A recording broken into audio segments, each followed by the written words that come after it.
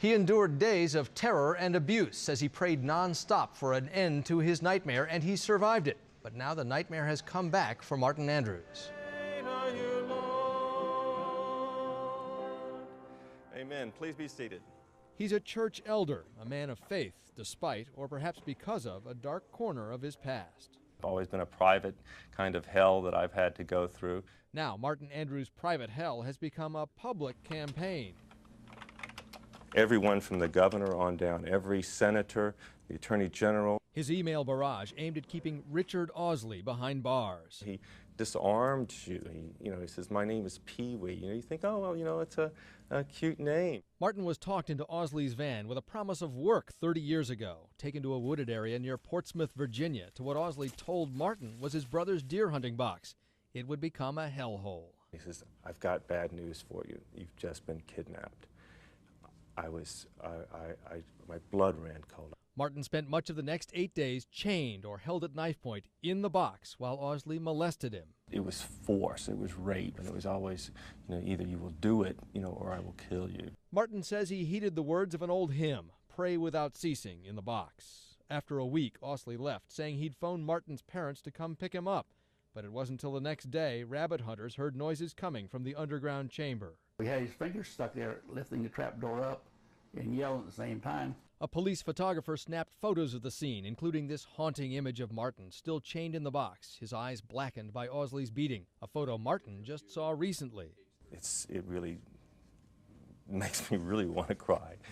I'm so glad that I don't remember so much of it. I really don't. After his rescue, Martin ID'd a photo of Osley, who was captured after a 6-day manhunt.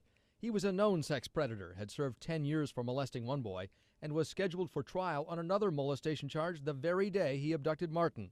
Within months, Martin testified. Osley was convicted and sentenced to 43 years.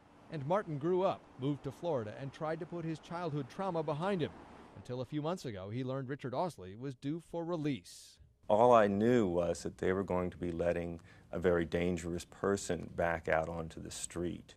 In a prison interview, Osley, now 63, told a newspaper reporter, I don't intend to go back to the dark side of life that I lived. He's refused other requests for interviews.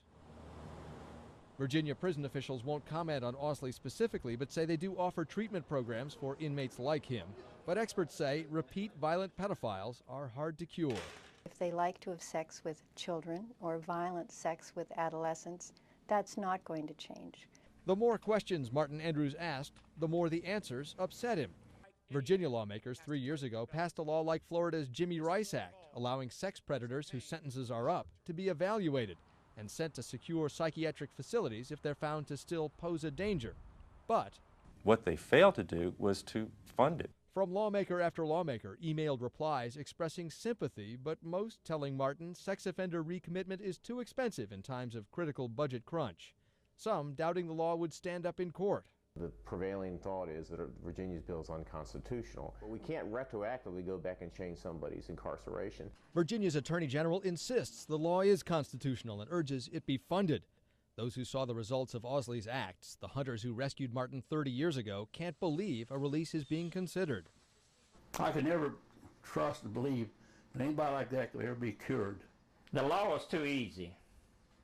And that's the only thing I can say. Martin Andrews knows his long-distance crusade is a long shot, but he's driven by the fear that some other boy may feel the pain and fear he did and may not live to describe it. That he'll kill the next one, the next one will never be found, and they'll just be gone. God will make a way.